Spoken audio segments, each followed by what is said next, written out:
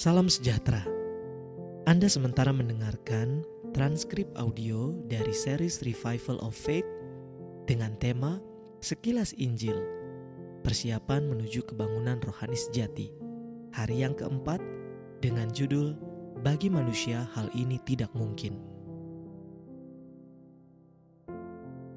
Pada sore hari ini kita akan sama-sama meminta Tuhan untuk menegur kita. Karena sebagaimana kepada jemaat Laodikia, Dia berfirman bahwa kalau Dia kasihi pasti Dia tegur dan dihajar.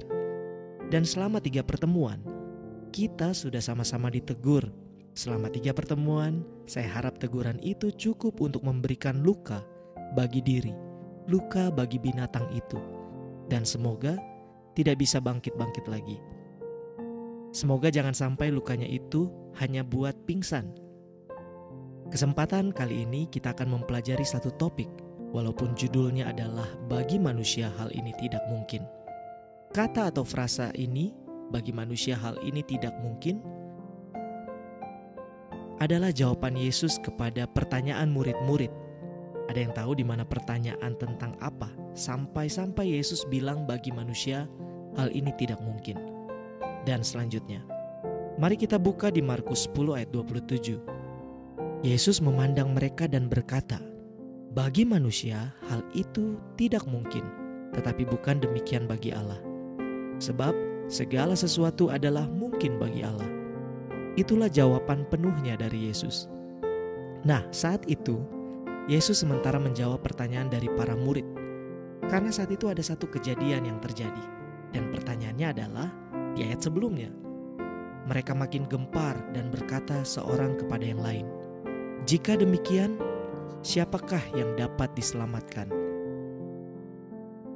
Jadi jawaban yang mengatakan bagi manusia hal ini tidak mungkin, itu adalah jawaban atas pertanyaan siapa yang dapat diselamatkan. Para murid bertanya kepada Yesus, siapa yang bisa diselamatkan Tuhan? Yesus mengatakan, bagi manusia hal itu tidak mungkin, tetapi beda bagi Tuhan. Sebab segala sesuatu adalah mungkin bagi Allah. Apa maksudnya ini? Apa maksudnya adalah kalau kamu sendiri yang buat memang kamu tidak bisa. Tetapi tenang, kalau kamu punya orang dalam, semua jadi bisa. Apa begitu maksudnya? Atau Tuhan Yesus mempunyai makna yang lebih lagi? Tetapi mari kita melihat dahulu, kenapa mereka gempar dan mempertanyakan hal ini. Ini adalah cerita orang yang kaya yang sukar masuk kerajaan Allah. Kurang lebih ceritanya kita sudah pelajari kemarin. Orang yang kaya datang bukan cuma kaya, dia kaya, muda, dan seorang pemimpin agama. Dia datang kepada Yesus dan bertanya kepada Yesus, apa yang harus saya perbuat supaya bisa dapat hidup yang kekal? Yesus bilang, turut firman. Oh, itu sudah, saya sudah buat. Oh, kamu mau sempurna, jual harta bagikan kepada orang miskin, dan ikutlah aku. Di tes yang kedua dia gagal, dan akhirnya dia pergi. Dan kita sudah pelajari, yang kemarin dia gagal di tes yang kedua, tentang dosa karena dia pikir dosa adalah sebatas pelanggaran hukum secara literal. Bahwa kata-kata literal hukum itulah ada makna rohani di dalam dari perintah Tuhan tersebut, dan dia gagal untuk ikut di dalamnya. Kenapa dia gagal untuk ikut di dalamnya? Karena dia terpikat, dia terikat, dia tertipu di dalam tipu daya dosa. Kemarin kita sudah pelajari tentang hal ini. Dan karena kejadian ini, umat-umat Tuhan, murid-murid Tuhan, mereka gempar, mereka kaget. Karena mereka berpikir bahwa orang ini pasti akan memperoleh apresiasi dari Yesus. Mereka berpikir bahwa orang ini sudah muda, kaya, punya pengaruh rohani, seorang pemimpin agama, apalagi yang kurang? Apalagi yang kurang?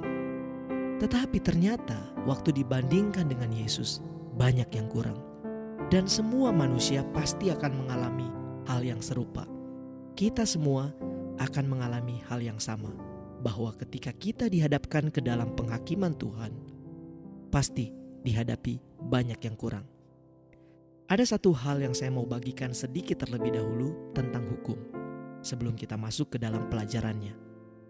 Jikalau kemarin kita belajar tentang dosa, Pada saat ini, saya rindu untuk membagikan apa fungsi dari hukum itu sebenarnya.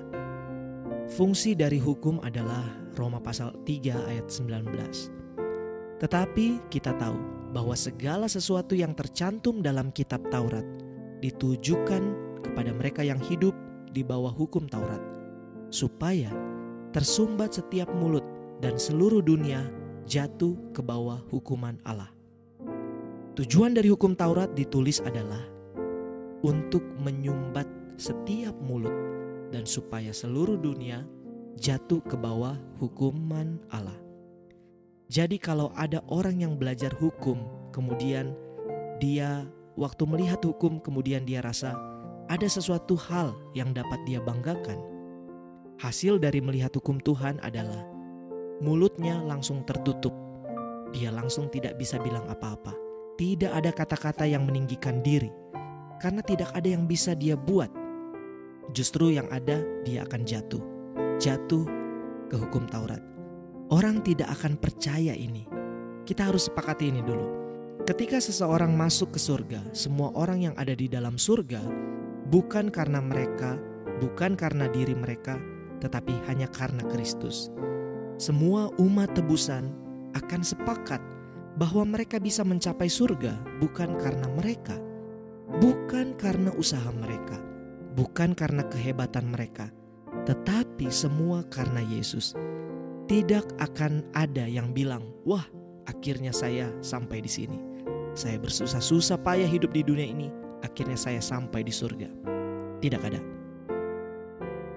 Kalimat yang muncul dari dalam hati ketika mereka bisa sampai ke dalam kerajaan surga adalah, surga cukup murah, karena itu semua pemberian. Dan semua orang yang nanti akan dibinasakan, yang akan dieksekusi di dalam akhir kerajaan 1000 tahun, mereka akan sama-sama sepakat mengeluarkan kata-kata dari dalam mulut mereka, bahwa karena kesalahan kami sendiri saya binasa. Karena saya, tidak ada yang akan bilang, yang binasa nanti berkata, kami binasa karena Yesus. Bahkan dari mulut Lucifer sekalipun, kalau kita baca Kemenangan Akhir di bab-bab yang terakhir, bahkan dari mulut Lucifer sekalipun mengakui bahwa Tuhan itu kasih dan adil. Jadi dari dua cerita, dua fenomena ini, kita harus ingat bahwa semua yang berhasil masuk ke dalam kerajaan surga adalah karena Yesus Kristus. Semua yang akhirnya binasa itu semua adalah karena diri. Semua adalah karena saya. Bukan terbalik. Saya di surga karena saya dan saya di neraka karena Yesus. Tidak. Tetapi saya di surga karena Yesus, saya binasa karena saya.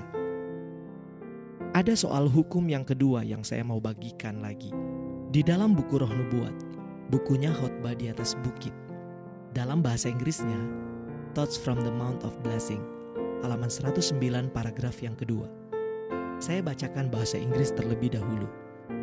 But in heaven, service is not rendered in the spirit of legality. When Satan rebelled against the law of Jehovah, the thought that there was a law came to the angels, almost as an awakening to something unthought of. Dibilang seperti ini, di surga pelayanan-pelayanan para malaikat itu tidak dilakukan di dalam roh legalitas. Ketika setan melakukan pemberontakan melawan hukum Jehovah, hukum Tuhan, di pemikiran malaikat-malaikat, pemikiran bahwa ternyata ada hukum datang kepada malaikat-malaikat hampir sebagai sesuatu yang tidak disadari. Jadi malaikat-malaikat, sebelum setan memberontak terhadap hukum, sebelum setan itu mencoba untuk mengubah hukum, malaikat-malaikat itu tidak tahu bahwa ada hukum.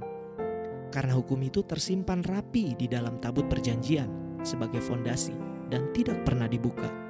Nanti dia dibuka waktu setan membuat pemberontakan. Tetapi bukan berarti sebelum setan membuat pemberontakan, mereka hidup di luar hukum. Tidak, mereka hidup di dalam hukum. Tetapi tanpa mereka sadar itu adalah penurutan terhadap hukum. Yang mereka tahu adalah pelayanan mereka adalah sebuah sukacita. Bahwa apa yang mereka perbuat itulah sifat alami mereka. Dan itu membawa sukacita tersendiri bagi mereka untuk melakukan penurutan itu. Dan kualitas hidup seperti itulah yang dialami di surga. Dan kualitas hidup seperti itulah yang seharusnya dialami oleh umat Tuhan sebelum masuk ke dalam kerajaan surga. Bahwa mereka menurut bukan lagi karena ada hukum. Mereka menurut bukan lagi sebuah tuntutan, tetapi itu sudah menjadi sebuah tabiat. Sudah menjadi sifat alami dan menjadi bawaan. Dan itu sudah menjadi sebuah sukacita bagi mereka. Jadi, kalau sampai sekarang kita belajar Alkitab saja masih harus disuruh-suruh, masih harus diprogramkan, masih perlu dipaksa-paksa, atau harus dikasih hadiah terlebih dahulu baru mau belajar Alkitab, atau kita berdoa nanti kalau ada maunya, maka cepat atau lambat kebiasaan membaca Alkitab dan kebiasaan berdoa tersebut akan hilang. Itu tidak akan kekal. Karena itu bukan sebuah kebiasaan yang bermula dari hati yang bersukacita. Seseorang kalau lagi bersukacita, kalau dia berbuat sesuatu dengan sukacita, tanpa disuruh-suruh, tidak perlu dikasih ingat, tidak perlu diprogramkan, tidak perlu dikasih tahu hadiahnya apa, dia akan buat itu dengan sepenuh hati, dengan sukacita, dan dengan penuh kasih. Dan itulah yang seharusnya menjadi kehidupan seorang Kristen. Sepanjang 3 hari, pelajaran kita banyak sekali berfokus kepada kesia-siaan hidup dari manusia. Bahwa apa yang kita perbuat, sebaik apapun terlihat kelihatannya itu, kita pandang maupun orang lain pandang, selama ada cacat diri, noda diri di dalam situ, maka di mata Tuhan tetap itu adalah sebuah kejahatan. Dan kita ulang-ulangi terus sampai benar-benar paten dalam kita punya hati, bahwa diri ini tidak ada gunanya sama sekali. Diri itu bukan sesuatu yang berharga. Diri itulah yang menyalibkan Yesus. Kenapa? Karena kita harus pastikan benar-benar di mana sebenarnya tempat kemuliaan diri itu. Di mana tempat kemuliaan diri itu? Di bawah, dan itu harus diinjak-injak. Jadi, ketika kita punya pengalaman harga diri kita, kemuliaan diri kita terinjak-injak, maka bersukacita, karena itu pekerjaan Tuhan. Di dalam buku The Faith I Live By halaman 112 tentang menguburkan kemuliaan kemanusiaan di dalam debu. Jadi, ketika kita sedang dikuburkan kemuliaan kita di dalam debu, Tuhan yang bekerja saat itu. Jangan tolak. Memang akan sangat menyakitkan dan menangis, tetapi jangan tolak, karena itu sudah pasti bahwa Tuhan sedang bekerja. Tetapi diri itu, selama masih ada yang namanya diri itu, dia itu tidak suka untuk diinjak. Dia tidak suka untuk hilang. Dia tidak suka untuk disembunyikan. Dia selalu rindu untuk dilihat. Dia selalu rindu untuk display, menunjukkan dirinya. Bukan hanya menunjukkan dirinya, bahkan lebih menaikkan dirinya, lebih meninggikan dirinya. Bagaimana diri dimatikan? Bunuh diri? Caranya? Apakah diri dapat membunuh diri? Tidak bisa.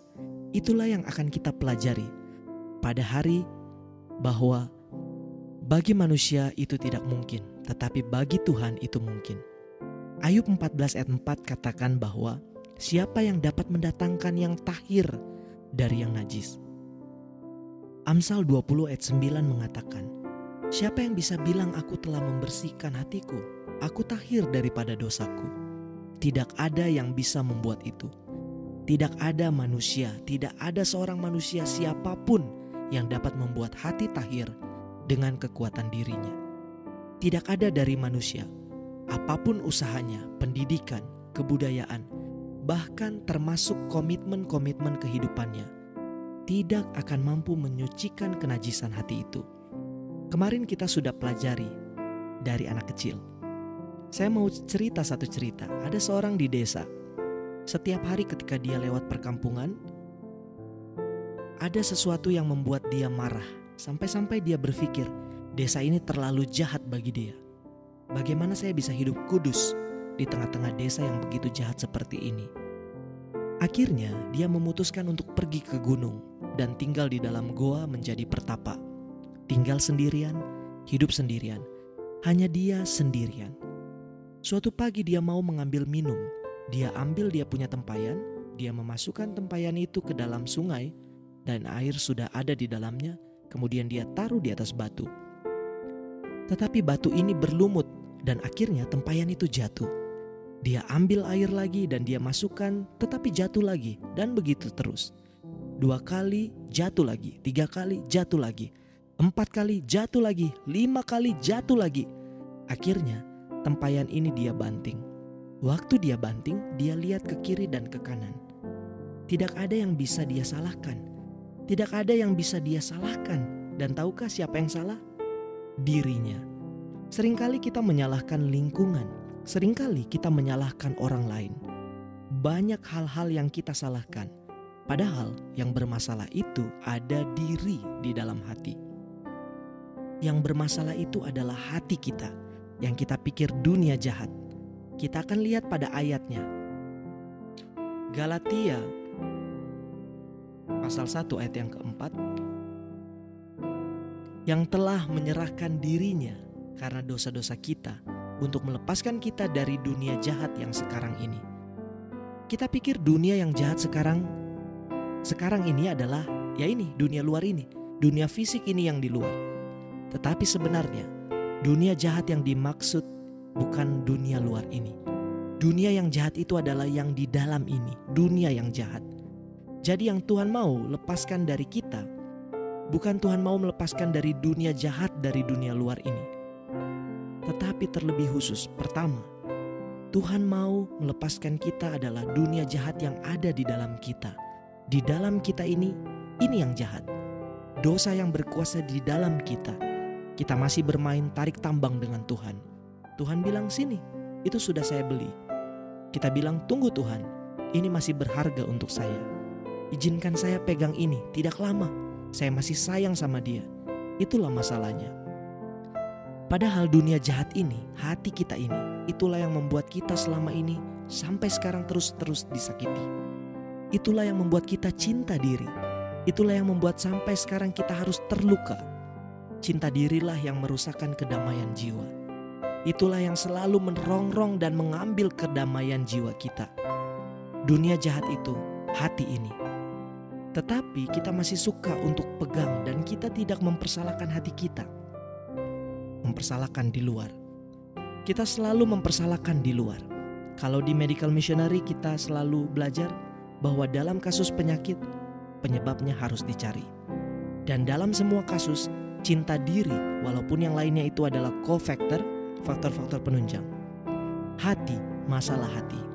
Di Yeremia mengatakan bahwa dapatkah macan mengubah kulitnya? Apalagi kamu yang membiasakan berbuat jahat. Kita harus sadar bahwa dengan kuasa kita, dengan kekuatan kita, dengan cara berpikir kita, dengan daging kita itu semuanya tidak bisa. Dan itu yang perlu ditanamkan. Sangat simpel sebenarnya, sangat simpel. Bagaimana kita bisa menang. Ayatnya ada di dalam 1 Yohanes 5 ayat 4. Sebab semua yang lahir dari Allah mengalahkan dunia. Jadi bagaimana mengalahkan dunia ini? Harus lahir dari Allah. Besok pelajaran kita lahir dari Allah. Hari ini pelajaran kita ini. Dan inilah kemenangan yang mengalahkan dunia. Iman kita. Jadi apa yang akan mengalahkan dunia ini? Iman kita. Kalau ditanya, kita diselamatkan oleh penurutan atau kasih karunia, maka orang-orang akan bilang, kita diselamatkan oleh kasih karunia. Lalu kalau saya tidak menurut, tetap tidak selamat. Berarti kita diselamatkan oleh penurutan. Karena kegagalan konsep tentang keselamatan inilah yang membuat kita tidak mampu mencapai pertumbuhan iman. Di dalam buku Khotbah di atas Bukit, saya punya pelajaran ini banyak diambil dari buku Khotbah di atas Bukit. Kalau ajaran yang engkau terima tidak dapat membunuh dosa dalam hatimu, maka itu bukanlah ajaran Alkitab. Roh Nubuat menuliskan ajaran yang engkau terima tidak berhasil menghancurkan dosa, membuat engkau membenci dosa, maka itu bukanlah ajaran Alkitab. Sebenarnya kita perlu lebih mereview ulang. Kita punya makna keselamatan itu. Kita harus review ulang apa maksud dari menerima Yesus sebagai juru selamat pribadi. Apa sebenarnya menerima Yesus sebagai juru selamat pribadi? Apakah menerima Yesus sebagai juru selamat pribadi adalah, ya, Yesus sudah mati bagi saya. Dia sudah menyediakan surga bagi saya. Tetapi ada syaratnya masuk ke dalam surga. Harus pelihara sabat dan dibaptis. tidak makan makanan haram dan penurutan-penurutan lain supaya bisa masuk ke dalam kerajaan surga. Maka berarti saya masuk ke dalam kerajaan surga adalah karena Yesus dan karena saya. Jangan salah mengerti.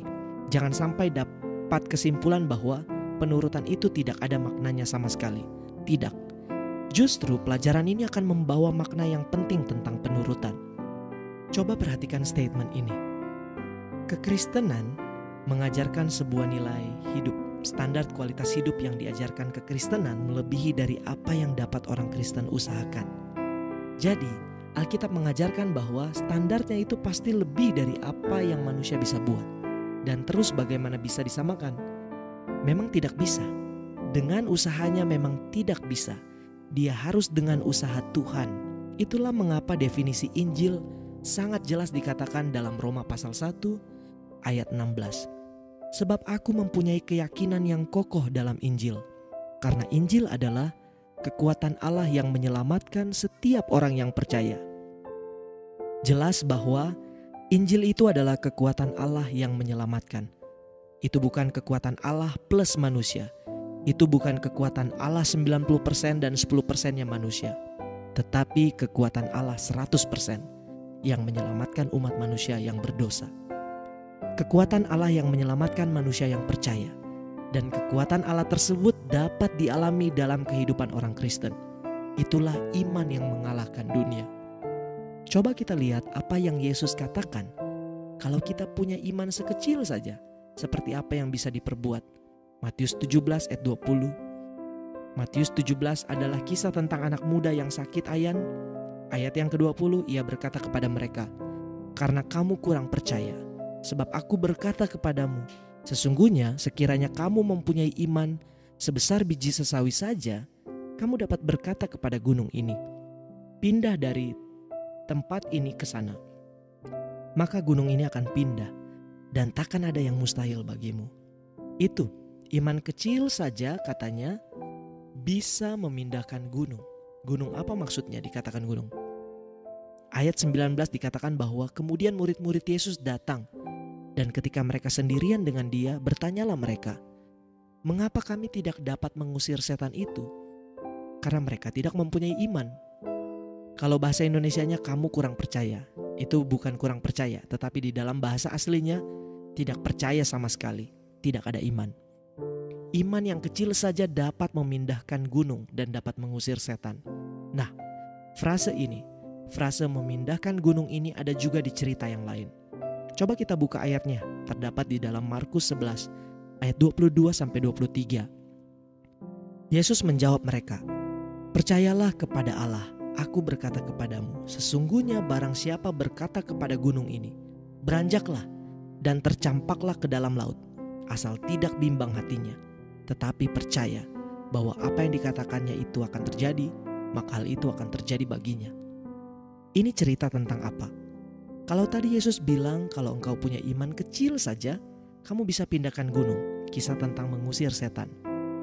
Kalau ini kisah tentang apa? Kisah tentang pohon ara yang kering.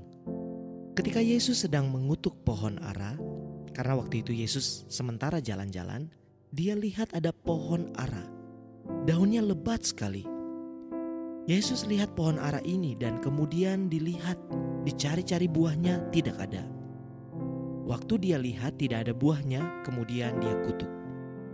Padahal kalau kita baca kisahnya di Markus pasal 13, dibilang bahwa waktu itu sedang bukan musim buah ara. Kenapa Yesus harus kutuk pohon ara itu? Ini pelajaran penting. Kenapa Yesus harus kutuk pohon ara ini padahal waktu itu bukan musimnya juga? Apa yang salah dengan pohon ara? Kita perlu tahu bagaimana pohon ara ini di Timur Tengah. Pohon ara itu dia punya 1 tahun 3 buah. Ada buah pertama, kemudian buah kedua dan buah ketiga. Buah pertama, first fruit, ini buahnya sedikit tetapi besar-besar, dan ini yang paling enak. Saya tahu dari mana? Dari buku Manner and Custom of Bible Lands. Buah yang kedua ini pada waktu musim panas. Ini buahnya banyak. Saking banyaknya sampai-sampai buah ini dikeringkan. Dan buah yang ketiga, ini ada pada musim gugur. Buah musim gugur atau buah musim dingin, ini yang dihembuskan angin saja langsung jatuh. Nah, saat itu sedang bukan musimnya. Yang dimaksud musim buah ara ialah musim buah yang kedua. Karena yang pertama dan yang ketiga itu bukan musim. Pohon ara biasanya berbuah ketika musim semi. Jadi waktu musim dingin daunnya rontok, kemudian waktu musim semi tunasnya mulai bertumbuh, dan bersamaan dengan daunnya bertumbuh, buah juga ikut bersama. Buah juga ikut ada. Nah, itu buah pertama. Jadi ketika Yesus datang dan melihat ini daunnya banyak tapi tidak ada buahnya, padahal seharusnya normalnya pohon ara adalah banyak daunnya, menggambarkan demikian juga banyaknya buah. Tetapi yang terjadi pada pohon ara ini tidak demikian. Pohon ara ini menampakkan dia seolah-olah dia mempunyai banyak buah. Tetapi ketika dicoba, ketika diuji, ketika diperhatikan, ketika dilihat, ternyata tidak berbuah sama sekali. Inilah pohon yang Tuhan kutuk akhirnya mati. Uniknya begini. Tentang pohon ara dikatakan dalam buku Markus, pohon ara yang dikutuk ini ada di ayat 12 sampai ayat 14 dan ayatnya yang ke-20 sampai ayat yang ke-26. Ayat 15 sampai 19 itu adalah cerita tentang orang Farisi dan ahli-ahli Taurat yang mencoba untuk mengusir Yesus dari bait suci. Jadi Yesus mau gambarkan tentang pohon ara yang terkutuk itu. Siapa pohon ara yang terkutuk itu? Itu adalah orang ini. Mereka yang mempunyai pengakuan bahwa mereka mempunyai banyak buah. Mereka yang terlihat dari luar, kemarin kita sudah baca, kita sudah bahas banyak soal itu, bahwa mereka mempunyai penurutan lahiriah luar biasa saleh, begitu suci sekali. Tetapi ketika dilihat buahnya oleh Tuhan, sama sekali tidak ada. Justru orang seperti inilah yang Tuhan kutuk. Berbeda dengan cerita sebelumnya yang kita bandingkan, berbicara tentang bagaimana memindahkan gunung. Cerita sebelumnya adalah tentang orang yang kerasukan. Tetapi orang yang kerasukan ini justru dia disembuhkan. Tapi orang yang mempunyai kebenaran diri, yang hidup di dalam kebenaran diri, self-righteous, kenapa Tuhan tidak sembuhkan ya? Kenapa pohon ara ini tidak Tuhan bilang, saya akan buat engkau berbuah? Kenapa yang terjadi adalah justru dia mengutuk pohon itu dan mati? Karena self-righteous yang sudah paten. Orang yang sudah membenarkan diri, yang terlalu berfokus kepada pembenaran diri, sudah final. Sudah tidak ada harapan, sama sekali tidak ada pengharapan. Itulah kenapa lebih berpengharapan orang yang kerasukan setan. Tetapi dari cerita ini kita mempunyai pengharapan. Pengharapannya adalah ini, bahwa kita semua kerasukan setan. Kita sudah belajar kemarin kita belajar bahwa kita semua ini sudah dipatok iblis. Dan racun iblis itu sudah masuk ke dalam hati kita. Dan kita tahu bahwa dulu Lucifer pembawa terang. Lucifer artinya pembawa terang. Kapan pertama kali dia menjadi setan? Dia menjadi setan itu adalah ketika dia meninggikan diri. Lucifer berubah nama menjadi setan. Setan artinya musuh. Jadi apa yang dibuat diri ini kepada Lucifer? Munculnya diri di dalam Lucifer ini adalah sebuah misteri. Tidak tahu bagaimana jadinya itu adalah misteri dan tidak bisa dijelaskan. Tetapi apa yang dibuat diri ini kepada Lucifer adalah membuatnya menjadi iblis. Jadi kita bisa mendapat kesimpulan bahwa iblis itu bukan sesuatu yang di luar, karena iblis juga ada di dalam. Apa namanya? Diri. Diri itu iblis. Jadi kalau kita sering maki-maki iblis, kita sering kutuk-kutuk iblis yang sering mencobai kita, yang mencoba untuk menjatuhkan kita. Yang sebenarnya iblis itu mana? Itulah dia iblis itu yang Tuhan mau hancurkan. Tetapi melalui Injil, kita belajar bahwa itu bisa dikeluarkan, bahwa itu bisa disembuhkan. Orang yang kerasukan setan itu bisa disembuhkan. Dengan cara apa? Itu tadi, kalau kamu punya iman saja sedikit dan kamu tidak bimbang. Kenapa kita jatuh dan selalu jatuh dalam dosa? Karena kita bimbang. Kita tidak rela untuk menyerahkan semuanya ke Tuhan. Kita tidak rela untuk memakai kekuatan Tuhan. Ini praktikal sekali, simple sekali, praktis sekali, dan sangat powerful.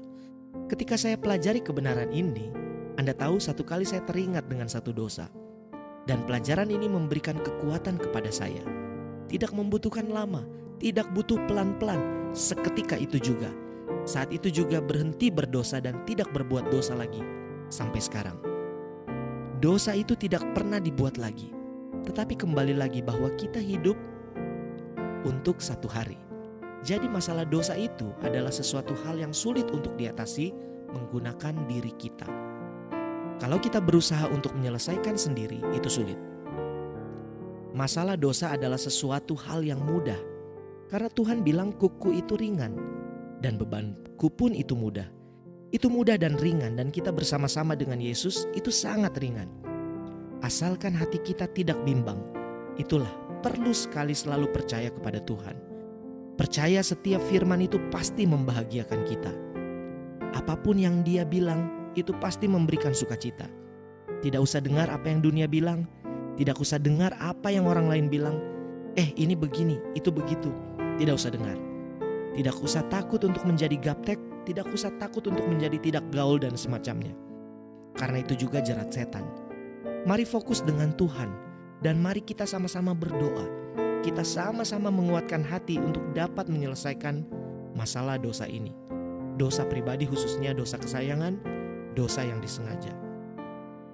Untuk lebih jelas dan lebih dalam lagi, ini hanya sekedar intermezzo tentang kemenangan dari dosa. Besok yang lebih dalam, dan semoga kita bisa sama-sama berkumpul, dan mungkin pelajaran kita sore hari ini sudah cukup sampai sini. Intinya adalah bagi manusia memang tidak mungkin, dan jangan pernah berpikir bagi kita mungkin. Selalu pikir bagi Tuhan mungkin, dan hanya Tuhan. Tuhan satu-satunya jawaban. Jangan pernah bimbang untuk menyerahkan seluruh kehidupan kita, seluruh selera kita, seluruh pilihan-pilihan hidup kita ke dalam tangan Tuhan. Karena ada yang melihat dari masa depan, tahu apa yang terbaik bagi kita, dan apa yang membawa kita berbahagia dan bersuka cita. Tuhan memberkati.